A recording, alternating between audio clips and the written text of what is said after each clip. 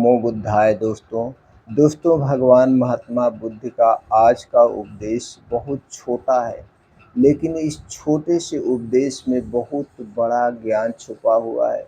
इसलिए उस छोटे से उपदेश को ध्यान से सुनना। सुनने के बाद आपको क्या सीख मिली दोस्तों, हमें कमेंट सेक्शन में ज़रूर बताना। और अगर आपको ये लगे कि नहीं, यह उपदेश हर घर तक पहुंचना चाहिए, तो दोस्तों इसे ज़रूर शेयर करना।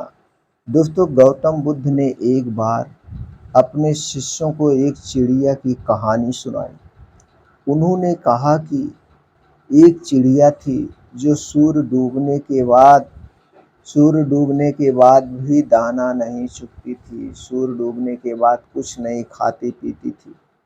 शिष्यों ने पूछा, भगवान यह कैसे संभव है? गौतम बुद्ध ने कहा, चिड़िया सूर्य डूबने के बाद भी दाना नहीं चुगती, क्योंकि वह अपने दिन को सूर्य की रोशनी में जीती है। वह अपने दिन को सुख और आनंद में जीती है, और जब सूर्य डूबता है तो वह अपने दिन को संतुष्टि और शांति में समाप्त करती है। गौतम बुद्ध ने कहा, हमें भी अपने जीवन को इसी तरह से जीना चाहिए।